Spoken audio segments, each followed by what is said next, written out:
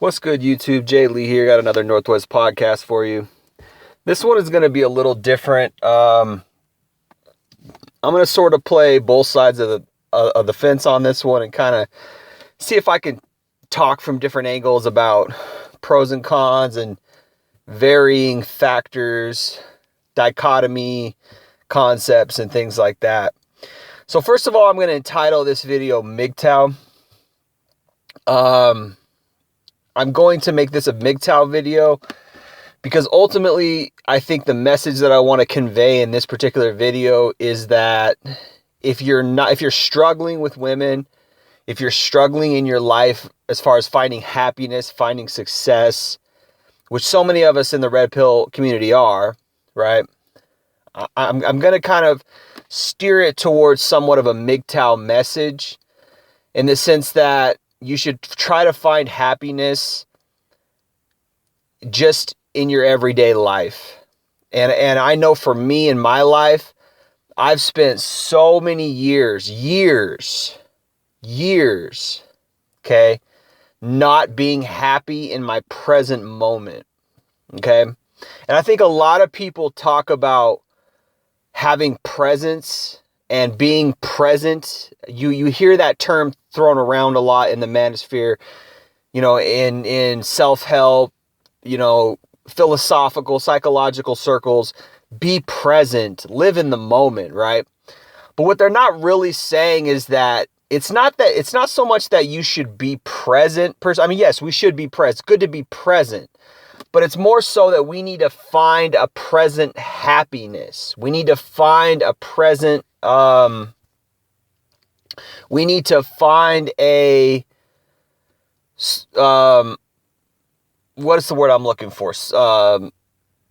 Peace. We need to find a sort of peace and harmony in our present. Harmony, that's a good word. We need to find harmony, peace, happiness, joy, even in our present day, in every single day if we can, right? Find some type of joy and happiness in every single day. Well, life is tough, man. Life is really tough. It really is. And for me, I didn't have a dad. I didn't have, many role models to really give me the real deal. There was a lot of people in my life who were phony. A lot of people in my life who either didn't know or didn't care enough to tell me certain things. And again, like I said, I didn't really have a dad, just in general, but I didn't have a dad to tell me things like this, right? This is stuff that I've had to piece together and that other people have pieced together. And we've kind of just, compiled information to sort of help us with our present day scenario, our present day situation, right? So what are we faced up against as red pill men? Well, if you're a red pill man, it probably means you slipped through the cracks. And I've been thinking about that term a lot lately, slip through the cracks. I meet up with these guys who practice PUA, pickup artistry. I meet up with these guys and we go out and we talk to girls and things like that. And we socialize and, try to get dates, try to hook up and try to get numbers and all this kind of stuff. I think that that's healthy and I think that that's normal. I think that men have deviated away from that. I think that there's been an attack on men doing that by radical feminists, radical leftists who want to pedestalize women and put them in this special class. The irony is women themselves want to be approached, right? Men used to do that. It's a lost art. Men used to go up and approach women and introduce themselves and socialize and chat. And it was normal and it was natural. And I'm not saying everybody was out having sex, but I'm saying that if you wanted to meet a woman, you wanted to date, you wanted to find love or whatever, this is what you would do. You would approach the woman because there was no Tinder, there were no cell phones, there was no Plenty of Fish, there was no Match.com, no Christian Singles, there was no internet.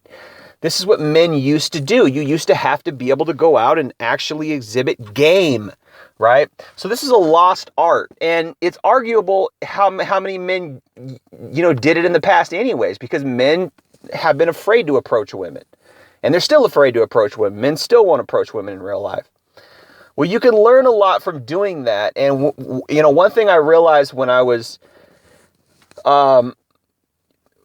in the process of gaining this skill and meeting with these guys and learning these things and practicing these things is I realized that there's a lot of men who slip through the cracks for whatever reason. They're not chosen.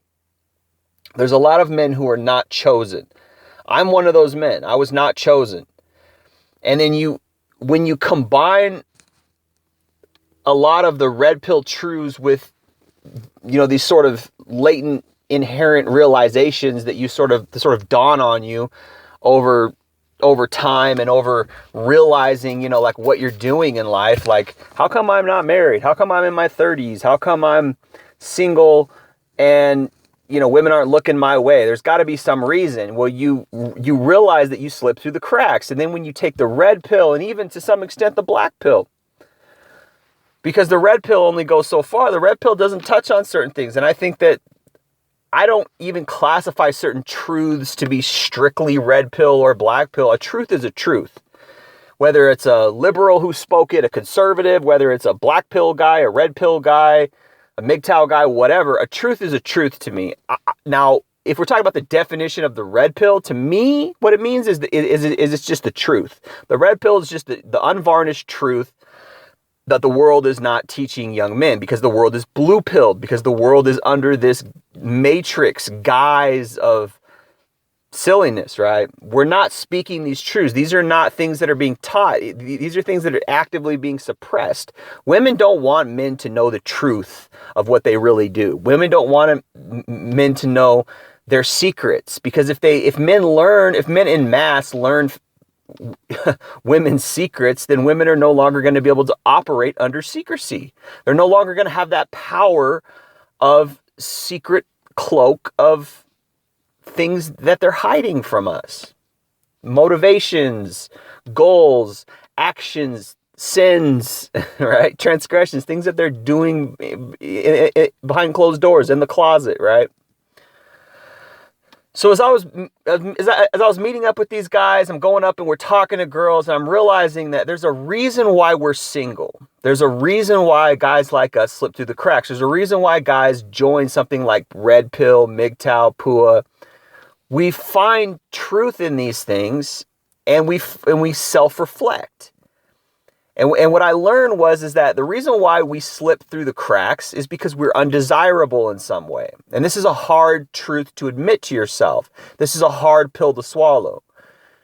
Hypergamy is real, okay? Gynocentrism is real, okay?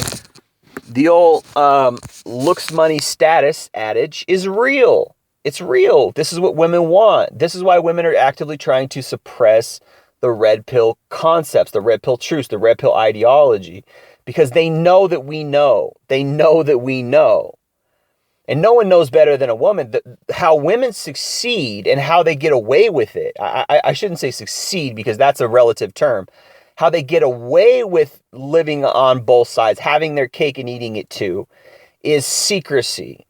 They don't want to be exposed. This is why women hate the red pill. So the real truth is that it's not about your attitude. It's not about your well, it is somewhat about your personality, but it's not because you have a bad attitude towards women that you're not being chosen. It's not because you are latently misogynistic, which is what they'll try to say, to anybody who is speaking the truth about bad female behavior. Okay, it's not about that. What it's about is you don't add up in the hypergamy game. You don't make the cut. You are not physically attractive in your face, your body, or in your pocketbook, okay? Or you just don't have status, right? And status, really, if you really understand it, it's part and parcel mostly with your looks, because facts are facts. Guys who are good looking have more social status. They just naturally have it. People are naturally drawn to them. And this is, at the beginning of this video, I said there's going to be some nuance here. I'm going to play both sides a little bit. And this is where I'm going to play both sides, is that it's kind of nature in a way that we are attracted to somebody who's attractive. It's sort of this weird thing. And that's on the, the face value behind it, or on the negative side of the value, what really is negative about it is that we actually connotate virtue and value to something like looks, when really it doesn't have anything to do with virtue and value, really. I mean, it's value in the sense that, yes, somebody who is better looking is better in bed. Somebody who's better looking can make you feel love in a certain type of way. Someone who's better looking can make you feel motivated. Like, I would rather watch Brad Pitt give a speech than I would, some ugly old actor, right? I would feel more motivated watching him. It's this weird thing that we have in our biology where we are drawn to good-looking people. Now, there is an exception, though, in people who really are so charismatic and they're so talented that it supersedes their lack of good looks. I mean, there's lots of people who are famous, and who have a magnetism about them and a charisma about them that makes you want to follow them, that makes you really in awe of their talent on the screen or on the microphone, or, singing or playing a guitar or playing an instrument, whatever. It supersedes that. Now, that can happen, and it does happen all the time, but it's not, it helps. But when we're talking about what a woman wants, what a woman is attracted to, when we're talking about, for the most part, right, women will go with guys who aren't as good looking as long as they're charismatic, as long as they got money, as long as they're famous, as long as they have something. But on face value, women would, just face value, women would rather choose a good looking man than a guy who is less good looking, who say has money or fame or whatever. She's going to choose the guy who's better looking. This is nature. This is human nature. So I'm going to play both sides a little bit and say it's human nature. I'm not going to put women down for this, because men do this too. All right. But you learn that the reason why we're here is because we slipped through the cracks. Now, I will say that a lot of guys in the red pill community, we're not just red pill because we're not good looking, right? And I've met a lot of guys in the PUA community. They're not just PUA because they are not good looking. It's not necessarily true. There's something else. There's other elements. There's something that they lack. There's something that, and now, some men have trouble, particularly in today's day and age, are having trouble finding a quality partner. Because women are a lot of women today are full of crap. A lot of women today are not loyal. They're not faithful. They're not honest. They're not feminine. They're not traditional. They tell lies. They're not monogamous. All these things really, there's a push for this kind of degeneracy, right? So this is so deep because men are everything is on our shoulders, right? Not only do we have to have the good job, the resources, the looks, the money, the status, etc., we also have to make her happy at all times. We also have to be apex alphas, the best she can get, or her hypergamy is going to kick in, right?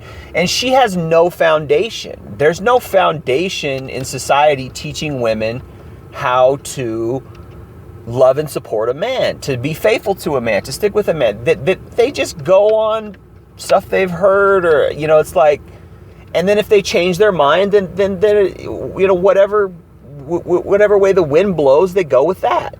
I decided I no longer like this type of guy. I like this type of guy now. I've decided I no longer want to be married. I want to go have fun. I decided I no longer want to have fun. I decided I want to be married. Like, there's no value system. There's no code of ethics. It's just whatever she wants. It's her solipsism. It's whatever she desires at any given time, right? Well, that's problematic because what does it do? It puts, she is her own God. It puts her on such a pedestal that she believes that whatever she does is inherently right. Whatever she decides at any time is inherently right. She can never be wrong because of gynocentrism, because women are put on a pedestal, you see? This is the problem with society putting women on a pedestal. This is the problem with gynocentrism, is it inherently,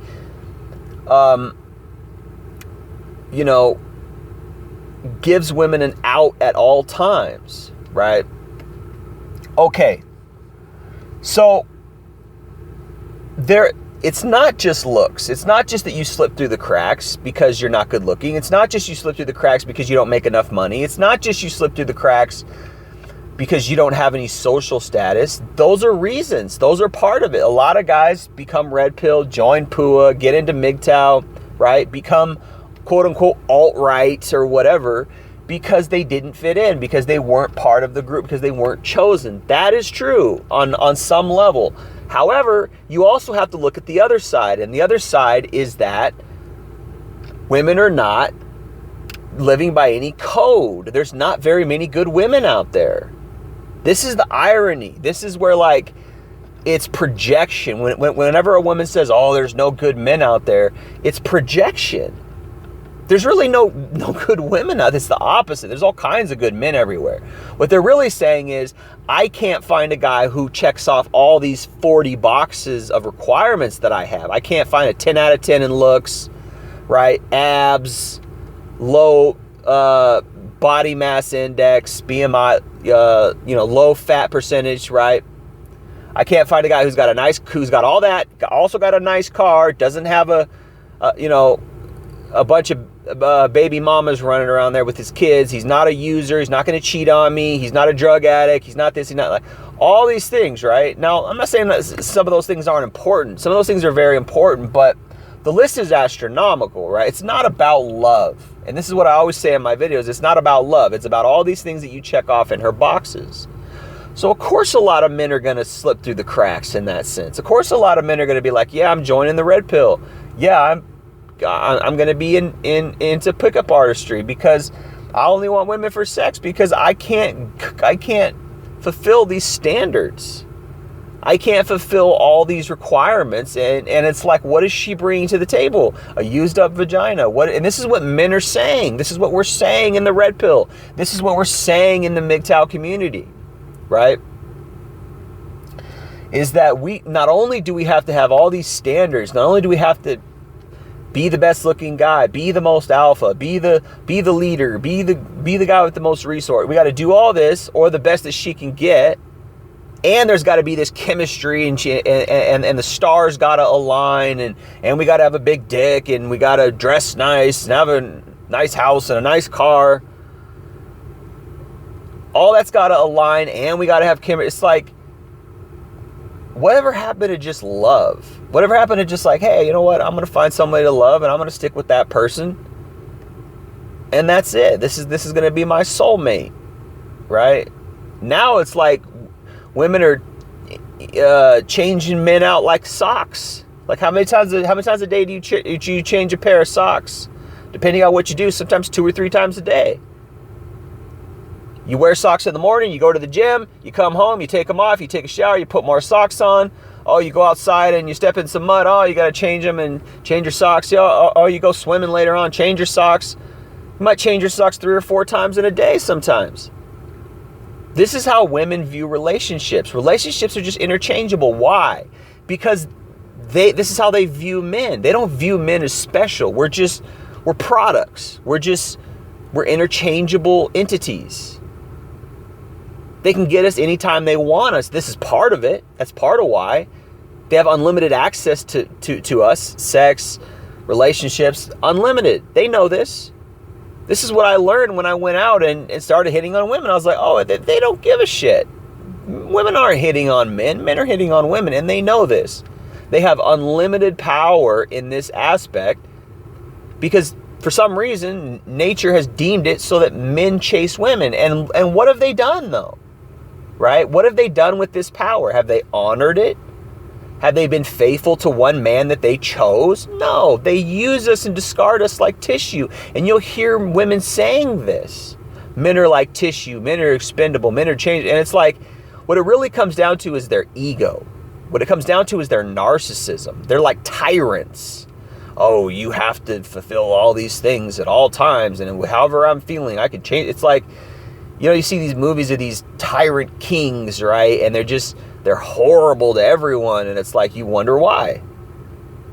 Because they have unlimited power, unlimited access to everything they want. They're not suffering. They're not under circumstantial for some reason I can't fucking say that word. Limitation.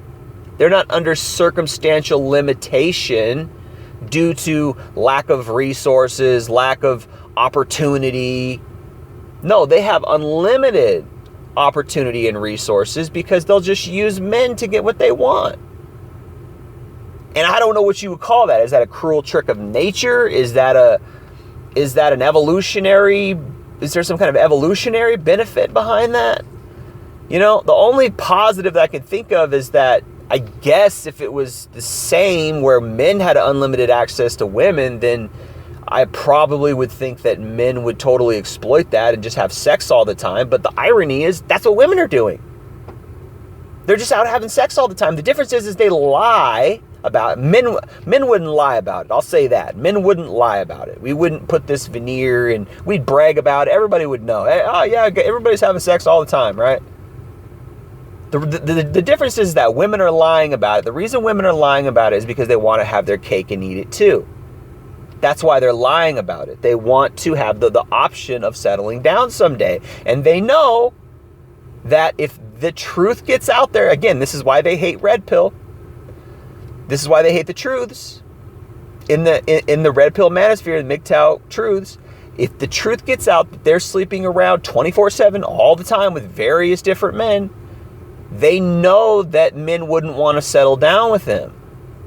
But those truths are getting out anyways. We figured it out. Smart guys who still want to eat the fake steak and stay in the matrix, guys who still want to be blue pilled, right? These guys, these white knight, phony male feminist guys, or even guys just who really believe that, oh, there's someone out there for me and women, it's not that bad. And they kind of just ignore the fact that they know these women have a body count of 50 or higher. They just kind of ignore that fact. I mean, if she's over 20, she's probably already in the 50s. Her body count is probably already in the 50s. I mean, they're having sex at 15 now. So by the time she hits 25 years, I read the other day, some girl on Twitter said, by the time I was 18, I'd already given 75 different men blowjobs. And believe me, they count. They count. They know how many men they've slept with. I've had several girlfriends in the past who kept a journal of the names of the men and wrote it all down, wrote all the experiences down so they could relive it in the future. Weird shit, man, right? They keep body count. It's not like, oh, it's just sex. Like, anyway, and so it's like, why would men want to settle down with that? Women know that. They know that the more they're exposed, the more they lose their value. And the irony is, they themselves know that they don't have that much value, right? They don't have integrity. They don't have purity. They're not chaste, right? And these things have been questioned, and you think like, well, why does that matter? Well, quality men, good quality men who actually really want love, when you really understand love and you really understand a man's perspective of love, it's special. And I don't want to share you with other men. And this is what feminists get twisted, is they think that it's okay to just go sleep around because sex is just sex. Once you're done having sex, it's over. And it's like, no, there's an emotional bond being formed there. There's something that's exchanged. There's energy. There is latent, there's a connection, a latent connection between your bodies, right? There's something being exchanged there. Love is supposed to be special. And that's why if you really find love with one person, why it's so special. But when you have so much sex, random sex, you mar that. You mess that up. And then you can't pair bond. You really question whether you love that person. Sex becomes boring with that person because you had all this crazy kinky sex and it made you come in a million different ways. And now you're just with this boring person. And it's like, you know, well, I got this, I guess I love this person, but particularly if the woman marries him for his resources or marries him because he's just a good guy and she couldn't find any other good guys because she doesn't have anything to offer a quality man. So therefore she has to go with this good guy. He's just a good guy. Well, what are good guys to women? They're boring. She can't get a quality man who's exciting and loyal. The only kind of, guys that she could get that really were exciting to her were guys who were unloyal. So she couldn't get the quality man because she doesn't bring anything to the table besides sex. See? And this is what men are up against, and men are speaking these truths. We're like, okay, we've slipped through the cracks. We weren't chosen. But guess what? Look at all these other guys who were chosen. They got cheated on. They go through relationships like crazy because these women are messed up. It's not just the matter of achieving success in the hypergamy game. Okay, you got the looks. You were born into that Brad Pitt life. You got the looks, right? So you get the girls, but also you need the money. So she might cheat on you because you don't have that much money. Or she might monkey branch onto some other guy who drives a BMW while you drive a Toyota. You see? She wants that money. See, female nature is not just simple like, oh, I just want this cute guy who loves me. That's what they say. What they want is something different. It's looks, money, status game in reality, in hypergamy, in what's real with hypergamy. It's looks, money, status. So you can get your girl took. She could cheat on you. Or say you have the money and she went with you for the money. Now she's cheating because you're not that attractive. Say, maybe you got a small dick. Maybe you're just not that good in bed and she's had way better because you got to beat out those 50 partners behind her. She had amazing sex in her 20s with those 50 to 100 partners that she had, 150 maybe even partners. She had amazing sex with guys with huge dicks. And here you come with your little 5 inches. What do you think you're going to do? Well, she likes you because you're good and you're nice and blah, blah, but there's no excitement. There's no passion because she already expended that passion with other men. You see? But they want to hide all this because they don't want accountability. They want to hide all this because they don't want to live in the truth. And what do? We have to pick up the pieces. We're out here lonely. We're out here like, oh, we want love, but we can't find anyone quality. And women are complaining too, but they're complaining for different reasons. They're complaining that men aren't complying with them. Men aren't giving them what they want because they're tyrants. What are we complaining about? We're complaining about, oh, we just want the most basic thing. We just want love. We just want to be loved for who we are. We don't want you to jump through hoops. The only requirement that we even really have is like, hey, don't be too fat, right? That's about it. Like really all I would want is a woman who just loves me, has a good quality character, is moral, doesn't have a million body lay count. She's got a decent personality and she's faithful to me. That's it. I'm not asking you to have a 501k. I'm not asking you to drive a nice car. I'm not asking you to have a great social life. I'm not asking you to be the life of the party. I'm not asking you to dress all super nice. I'm not asking you to be a 10 out of 10. I'll settle for a 7 out of 10. Love is love. I've loved girls who are 6s out of 10. Love is love. It's like, yeah, I'd like somebody who's hot. That'd be nice. I like big old titties. I like great ass. I like great, amazing sex. But when it comes to love, it's like you compromise. But it's not even really a compromise. It's like, I'm not really compromising. I just love you. I just love who you are. Yes, you lack some things that I could be getting somewhere else, but I might not love those other people. They might not be special to me. You're special to me. But women don't look at it like that. It's what they can get out of you. It's the most they can get out of you.